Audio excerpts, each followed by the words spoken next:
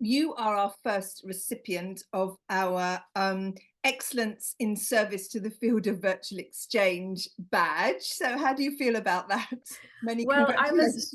I was definitely not expecting that email. It was a very surprising, but in a pleasant way from Shannon. It was really, I think, the first email I opened in my inbox that morning, and I was like, oh, to me, really?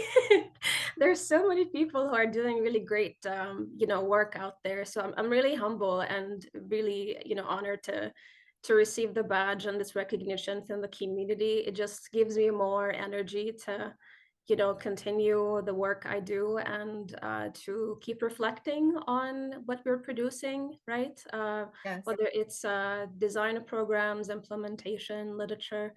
And I think it was what is interesting is receiving this in a very, kind of challenging, stressful time of you writing your dissertation. Sometimes, Yeah. you doubt some of your thinking. And I think that email just gave me, again, this extra boost to just continue working and doing my best to do more. And I'm really looking forward to continuing the work within a collaboration and the VE community for sure. So thank you again. I feel your passion coming through. So where does this passion come from? What's your favorite bit about virtual exchange? Why is it so important to you? Ah, so virtual exchange and I go back in time. I think as I started in BE, the first experience I had with BE was me as a student who participated in virtual exchange when I was still doing my BA in 2008. And I guess that experience was not necessarily the best, which is sometimes surprising to some. It was very emotional because we had to discuss some topics that were critical to me that people were not necessarily perceiving what I stand for as openly as I was hoping.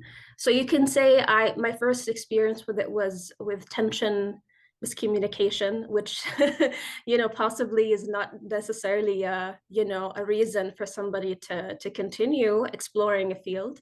But to be honest, for me, that was the first experience that I said to myself, well, I think that was my experience. I really want to know if others experience something similar. Yes, yes, And yes. I started as a teacher, though, for 5 years. But then I was really lucky after my Fulbright year that I spent in the US to invest more in virtual exchange when I got back in 2015. This is when I started coordinating virtual exchange programs and started to work closely with teachers in the US, in the MENA region, that's Middle East, North Africa, and students. And this is when you actually get to see the challenges, the Yes, yes. opportunities, especially that I used also to facilitate dialogue, both synchronously and asynchronously. And I was really lucky enough because I was working from Jordan. I was really lucky enough to travel the country, so I got exposed to communal communities that were very different. Rural communities, urban communities, right? Students with digital literacy challenges, access to technology challenges, teachers who are pretty much very focused on professional development, teachers who are not really. So I think this exposure just gave me this extra motivation to continue working closely with faculty. And that's also another surprise, maybe to some people. When, for instance, also I worked in low income communities in the States as well. Connecting them to students in the MENA region. Some part of that work also was within host communities and refugee communities, which project, for instance, that was really dear to my heart and made me reflect so much on what are we really using this tool for? What are we really using this pedagogy for?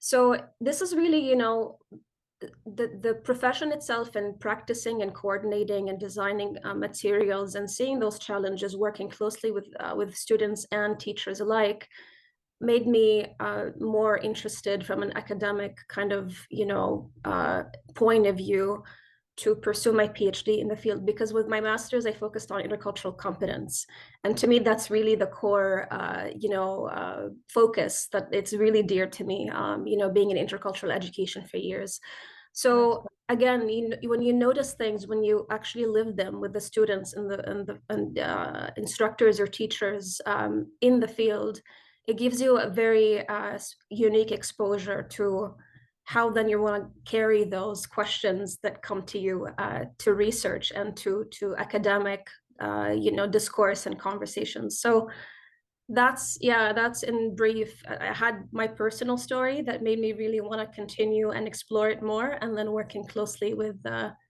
different communities in virtual exchange.